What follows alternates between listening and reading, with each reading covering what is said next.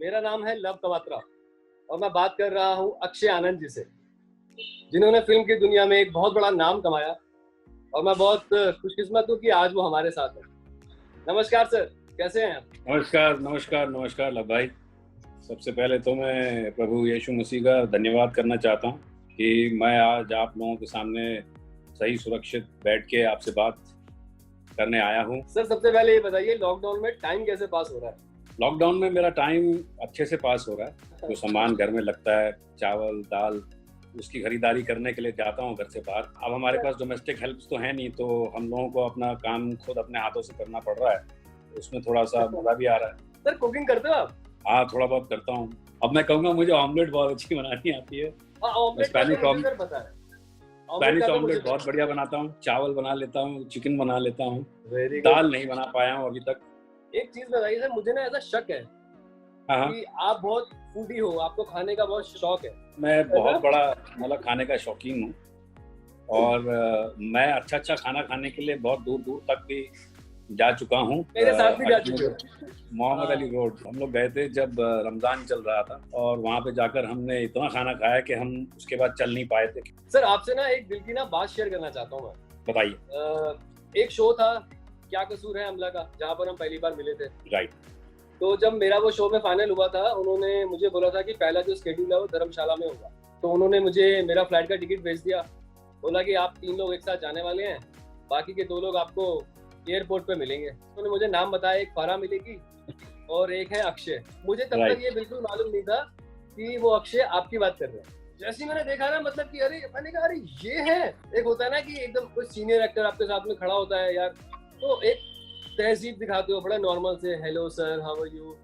तो आपका जो मैंने रिएक्शन देखा था ना, आपका कॉन्वर्सेशन करने का तरीका, आपका मुझसे बात करने का तरीका, वो इतना सहज था, इतना इजी सा था कि ऐसा लग ही नहीं रहा था कि किसी आप सीनियर एक्टर से बात कर रहे हो, किसी बहुत बड़े एक्टर से बात कर रहे हो। मेरा ऐसा नेचर है कि मैं जब भी नए लोग से मिलता हूँ तो मैं उनसे हमेशा अच्छी तरह से इंटरेक्ट करने की कोशिश करता हूँ और मैं उनके सामने एक दीवार खड़ी नहीं करता हूँ। मैं हमेशा ये चाहता हूँ कि मैं इंटरेक्ट इस लेवल पे करूँ लोगों के साथ कि मुझे उनसे कुछ सीखने को मिले। सर, वैसे तो छोटा मुंह बड़ी बात है, पर थोड़ा बहुत तो मैंने भी ऑब्जर्व किया था। आप प्रैक्टिकल हो, बट एक इमोशनल एस्पेक्ट है, वो बहुत बहुत ही गहरा है आपके अंदर। वो इसलिए लव कि मैंने लाइफ को हर पहलू से देखा है, मतलब हर लेवल पे मैंने लाइफ को देखा है। I was born with a silver spoon in my mouth और कुछ अरसे के बाद हमारी फैमिली के साथ कुछ ऐसा हादसा हो गया था जहाँ से हम लोग बहुत ही बड़े लेवल से थोड़े से मिडिल क्लास लेवल में आ गए थे। और मेरी माँ ने हमेशा हमको ये सिखाया था कि बेटा, life is not about the materialistic things you have, it is about the spiritual and the nature that counts. मेरे फादर भी ऐसे थे, क्योंकि हम एक्चुअली हम गांव के रहने वाले लोग। हमारा गांव जो है वो यूपी में है। हम एटा का एक खानदान है, हमारी पुश्तैनी ज़मीन वहाँ पर है और हम दिल्ली में रहते थे। मतलब मेरे फादर हम सबको लेकर दिल्ली में आ गए थे रहने के लिए। लेकिन हम जब भी गांव जाते थे अपने फादर के साथ छुट्टियों में या कभी भी, तो मेरे फादर हमेशा मुझे इस बात के लिए इंकरेज करते थे कि मैं गांव वालों से इंटरेक्ट करूं, उनके साथ बैठूं, उनसे बात करूं। आदमी अमीर अपने गुणों से होता है, अपनी स्थिति से या चीज़ें ओन करने से नहीं होता। सर, आपका नाम जॉन गार्डनर है, बहुत कम लोग जानते हैं। तो सर, ये जॉन गार्डनर से आप अक्षय आनंद जो बने, कैसे बने, क्या स्टोरी है इसके पीछे? मैंने अपनी पहली फिल्म जो की थी वो मैंने देव साहब के साथ की, देवानंद जी जो है, और उस पिक्चर का नाम था हम नौजवान। और वो पिक्चर मैंने 11वीं में की थी और उस पिक्चर में मेरा नाम जो था वो जॉनी गार्डनर ही आता। तो वो फिल्म मैंने स्कूल में करने के बाद फिर मैंने कुछ नहीं किया।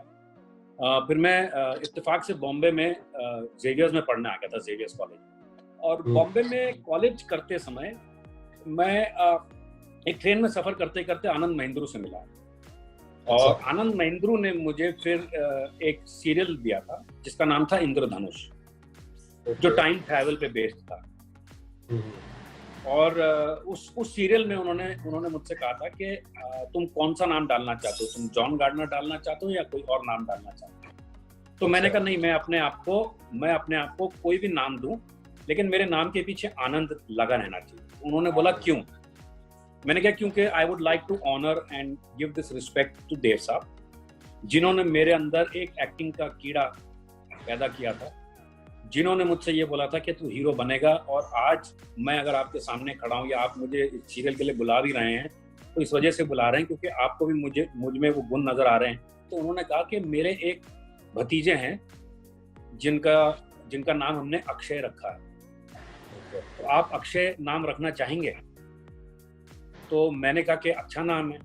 तो उन्होंने बोला कि हाँ उसमें डबल ए भी आ जाएगा, तो आप अक्षय आनंद नाम रखें। तो तब मैंने आनंद महिंद्रा के सीरियल में अपना नाम अक्षय आनंद रखा। सर आपने बताया जैसे कि पहला जो मौका था वो आपको देवानंद साहब ने दिया था, तो उनसे देवानंद साहब से मिलना कैसे हुआ था? देव साहब से मैं ऐसे मिला कि देव साहब की बेटी है, उनका नाम है देवीना। उनके एक चचा हैं जो चंडीगढ़ में ही रहते हैं और वो शिकारी हैं वैसे। वो देवीना को लेके मेरे घर पे आए ये पूछने के लिए कि क्या हम आपके गांव में जाके शिकार कर सकते हैं। तो उस तरीके से मैं देवीना से मिला, और जब मेरी मुलाकात देवीना से हुई तो उन्होंने मुझसे पूछा कि आप क्या एक्टिंग का शौक रखते हैं? मैंने कहा मैं स्कूल में एक्टिंग करता हूँ। उन्होंने बोला मेरा नंबर ये है तो आप मुझे फ़ोन करिए। तो जब मैं बॉम्बे गर्मी की छुट्टियों में आया तो मैंने उनको फ़ोन किया और मैंने कहा मैं बॉम्बे आया और मैं आपसे मिलना चाहता हूँ। तो उसने बोला कि आप मेरे घर पे आइए। तो मैं जब वहाँ पे गया, वन आइरिस पार्क जूहू में है, बिल्कुल चंदन सिनेमा के बाजू में ही है ये प्रॉपर्टी। मैं जब घर के अंदर घुसा और मुझे सोफे पे, मतलब वो जो अंदर केयरटेकर था या जो भी उनका जो बॉय वगैरह था, उन्होंने मुझे जब हॉल में बिठाया तो हॉल में मैंने एक बहुत बड़ी तस्वीर देखी देव साहब की। तो मैंने कहा यार देव साहब की फोटो यहाँ क्या कर रही है देवानंद? फिर मैंने सोचना शुरू किया, मैंने कहा यार कहीं देवानंद इनके फादर तो नहीं है। मैं ये सोच ही रहा था कि सीढ़ियों से, बहुत बड़ी सीढ़ी थी उनके घर के अंदर पूरे हॉल में, बहुत एक कोने में थी सीढ़ी से मुझे कोई उतरते हुए नजर आया, और जैसे ही वो सामने आए वो शख्स, तो मैंने देखा वो भाऊ देव साहब मेरे सामने खड़े।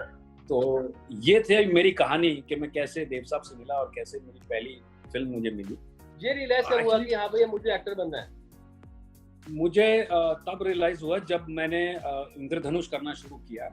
तो मेरे साथ करण जौहर भी थे उसमें। तो करण के साथ मेरा रहते हुए ये एक बहुत अच्छा एक्सपीरियंस रहा कि वो मुझे ये बोलते रहे कि तुम्हें एक्टिंग की तरफ अपना ध्यान देना चाहिए। लेकिन उस वक्त भी मैं सीरियस नहीं था मतलब भाई, क्योंकि मेरा बिजनेस कलकत्ते में बहुत अच्छा चल रहा था और मैंने ये सोचा कि पहले मैं सक्षम हो जाऊं, पहले मैं अपने पैरों पे खड़ा हो जाऊं, उसके बाद मैं सोचूंगा कुछ करने के लिए। तो बहुत सारे एक्टर्स के साथ में आपने काम किया है, मूवीज में भी, सीरियल्स में भी, पर कुछ खास ऐसा लगा हो कि हाँ भैया ये बहुत अच्छा परफॉर्मर है? मैंने 2 लोगों के साथ काम किया है जिसका मुझ पर बहुत प्रभाव पड़ा है इन टर्म्स ऑफ प्रोफेशनलिज्म।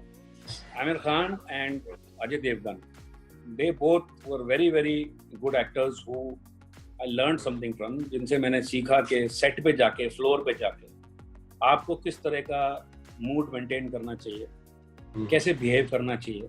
मुझे नशीर साहब के साथ भी काम करने में बहुत अच्छा लगा दावा में, हालांकि मेरे उनके साथ बहुत कम सीन थे। दावा के साथ जब मैंने दावा किया अक्षय कुमार के साथ, तो अक्षय का क्या था कि मैंने उनके साथ जितने भी सीन्स किए थे वो सब लाइट हार्टेड सीन्स थे। तो he is a very jovial and very fun loving person. उन्होंने मेरे साथ एक बार ऐसा किया था कि हम बैठे हुए थे कहीं, तो वो आपका हाथ अपने हाथ में ले लेते हैं और बात करने लग जाते हैं, और फिर धीरे धीरे वो आपके हाथ से कड़ी उतार लेते हैं और आपको पता भी नहीं चलेगा।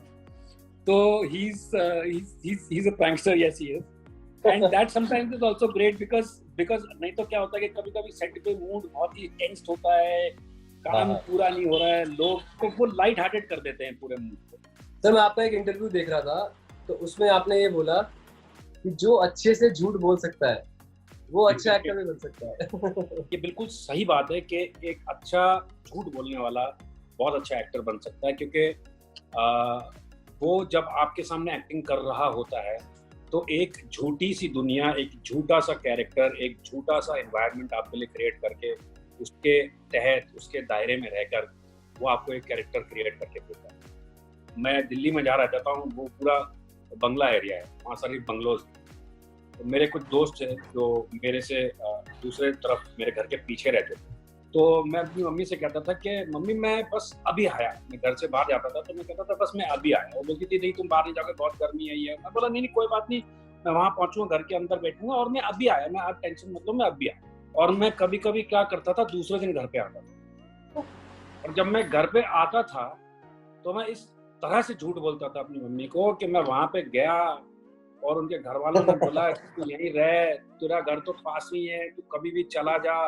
हम लोग क्रिकेट खेलते रहे, फिर हम लोग हैंड टेनिस खेलते रहे, फिर मम्मी लेट हो गया, फिर उनके घर वालों ने बोला अरे कोई बात नहीं बेटा, अपने घर पे फोन करके बोल दे कि तू यहाँ रहने वाला है, घर घर की बात है, तू तो हमारे घर का ही बच्चा है, तू अपनी तो घर पे रह रहा है। हालांकि वो कुछ नहीं बोलते थे, हम रह ही जाते थे। तो मैंने बहुत झूठ बोला अपनी लाइफ में, और मैं इतनी अच्छी तरह से बोलता था कि मैं कभी पकड़ा नहीं जाता। तो मुझे ये लगता था कि वहां से मैंने थोड़ी सी एक्टिंग कर रही थी मम्मी के साथ, पापा के साथ, और उस तरह से मैं शायद अच्छा एक्टर, या यूं समझ लो कि लोगों को कन्विंस करने में माहिर था। तो सर जो आपने फिल्म डायरेक्ट की थी जाने क्यों दे यारो, जाने क्यों दे यार, आप मीटर में बोलिए उसको। हाँ, जो आपने फिल्म की थी जाने क्यों दे यारो, तो उसका एक्सपीरियंस कैसा रहा था? मेरा एक्सपीरियंस बहुत ही बढ़िया रहा, और मुझे इसलिए मजा आया क्योंकि मैंने डायरेक्शन के साथ साथ बहुत और सारी चीजें भी मुझे सीखने को मिली एज अ डायरेक्टर, क्योंकि डायरेक्टर जो होता है वो कैप्टन ऑफ द शिप होता है। उस फिल्म को डायरेक्ट करने से पहले जो मुझे तजुर्बा हो गया था एज एन एक्टर, डायरेक्टरों के साथ रह के, वो चीजें मैंने इम्बाइब की, वो मैंने चीजें सीखी, और वही चीजें मैंने यहाँ अप्लाई की। और जब मैंने प्रैक्टिकली अप्लाई की तो मुझे बहुत मजा आया उसमें, और मुझे लगा कि मैंने एक बहुत अच्छी और समझदारी की फिल्म बनाई, और वो सब्जेक्ट भी बहुत प्यारा था। इससे पहले एक फिल्म आई थी जिसका नाम था जाने भी दो यार, क्योंकि हिंदुस्तान में यंगस्टर्स का एक एटीट्यूड हुआ करता था कि हिंदुस्तान में हम लोग बोलते हैं कि यार जाने दे यार, कोई बात नहीं, चलता है यार, सब कुछ होता है, अरे हो गया हो जाएगा यार, छोड़ना कोई बात नहीं। मेरी फिल्म में एटीट्यूड ये था यंगस्टर्स का कि जाने क्यों दे यार, हमें लड़ना है अपने हक के लिए, और हम लड़ेंगे जो सही है। अगर आप उसके लिए लड़ोगे तो आपको जीत हासिल होगी, अगर आप गलत चीज के लिए लड़ोगे तो वो झूठ एक ना एक दिन एक्सपोज हो जाएगी और आप तो मेरी फिल्म का मुद्दा ये था, और मुझे बहुत मजा आया डायरेक्शन करते इस फिल्म। अभी तो लॉकडाउन का पीरियड चल रहा है, सभी एक्टर जो है वो अपने अपने घरों में ही है, तो आप क्या सजेस्ट करोगे अपने ऊपर किस तरीके से घर में रहते हुए भी काम करना चाहिए, क्या करना चाहिए? मुझे लगता है कि सबसे पहले तो जैसे कि मैंने कहा कि एक एक्टर को बहुत ऑब्जर्वेंट होना चाहिए। An actor should be a very good observer, और उसके अंदर इमोशनल क्वोशंट हाई होना चाहिए। He should be an emotional person. If he is not, it doesn't matter, but if he is, it is an asset. और घर पे रहते हुए आज की तारीख में, या जब भी वो घर पे रह रहा है, तो उसे फिल्में देखनी चाहिए, ज़्यादा से ज़्यादा उस तरह की फिल्में जो कमर्शियल भी हों, जो आर्टी भी हों, जिससे कि परफॉर्मेंस ओरिएंटेड फिल्में हों। और मुझे लगता है कि एक एक्टर को रोज़ अपनी ज़िंदगी में 10-15 मिनट रोज़ निकाल के थोड़ा सा अपने ऊपर वर्क करना चाहिए। अपने आप को शीशे में देख के, या किसी भी तरीके से अपना चलने का ढंग, अपने बात करने का तरीका, और कुछ किताबें भी पढ़नी चाहिए एक्टिंग को लेकर। किसी भी आर्ट को निखारने के लिए आपको स्टडी करना बहुत ज़रूरी है। You cannot become a doctor unless you don't study the art of becoming a doctor. Sir आप अपने आप को कैसे देखते हो?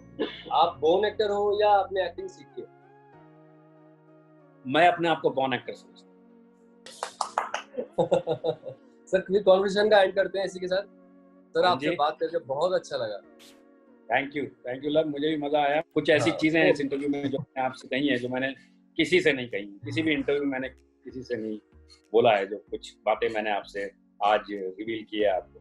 Stay home, stay safe, and remember, prevention is always better than cure. Okay? All the best.